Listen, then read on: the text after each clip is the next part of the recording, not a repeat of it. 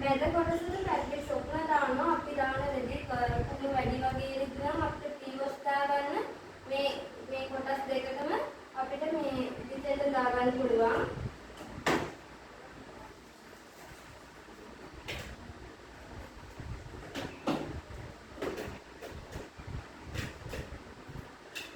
මේකෙත් ඕඩර් ඇරලා අපිට මැෂින් එක පවර් දීලා ඔන් කරගන්න පුළුවන්. ඒකෝ කියන්නේ කුණු බර අඩු වෙදී කොටන් කියන්නේ මධ්‍යස්ථ දැඩි කුණු කොටන් වෙදී සින්තටික් කියන්නේ කුකින් එකේ සිලට් වගේ මිස් කියන්නේ අපිට රෙදි වර්ග දෙකක් මේකේ එකපාර සෝදා ගන්න පුළුවන්. හෝල් කියන්නේ ජර්සි අත්මේස් වගේ අපිට පුළුවන්. ක්වික් කියන්නේ ඉක්මන් සේදුමකට අපිට දා ගන්න පුළුවන්. රින්ස් ස්ප්‍රින් කියන්නේ කුණු ඉවත් කරගත්ත රෙදි පිරිසුදු වතුරෙන් සෝදා මිරික ගන්න පමණක් ඒ ඔප්ෂන් එක පාවිච්චි කරන්න පුළුවන්. ස්ප්‍රින් කියන්නේ මිරික ගන්න විතරයි. ඩම්ප්ලින් කියන්නේ මැෂින් එක ඇතුළේ පිරිසුදු කිරීමේ ක්‍රියාවේ මේකේදී අපිට ඩිටර්ජන්ට් පාවිච්චි කරන්න ඕනේ. කොටන් සෙල්සියස් අංශක 20 කියන්නේ සාමාන්‍ය අඩු උෂ්ණත්වයක් යටතේ අපිට රෙදි සෝද ගන්න පුළුවන්. ඒකෙන් අපිට වාසිය තමයි විතරිය පිරිමසා ගන්න පුළුවන්. රම් කියන්නේ මේකේ කෘත්‍රිම තන්තු වලින් හදන රෙදි. උදාහරණ විදිහට රෙදි ස්ප්‍රෙඩ් එක, මෙට්‍රස් ප්‍රොටෙක්ටර් වගේ.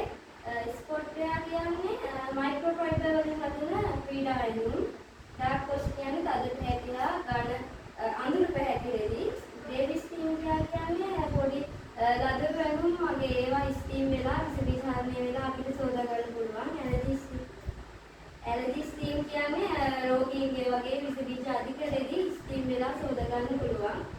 මේකේ ටෙම්පරේචර් එක අපි තෝරගන්න ප්‍රෝග්‍රෑම් එක අනුව අපිට උෂ්ණත්වය දෙනවා. ස්ප්‍රින් කියන්නේ වේගය. ෆේවරිට් කියන්නේ අපි කැමති ප්‍රෝග්‍රෑම් එක මේ විදිහට හાર્ට් එකකින් අපේ ස්ක්‍රීන් එකේ දෙනවා. ඔප්ෂන් කියන්නේ අපි දෙපාරක් රීවොෂ් කරගන්න පුළුවන් නම් අපිට මේ ඔප්ෂන් එක දෙන්න පුළුවන්. ඩිලේ කියන්නේ මේකේ පැය 24ක් යනකම් ඉදිරියට තියලා අපිට මේ මැෂින් එකේ සෝදා ගන්න පුළුවන්.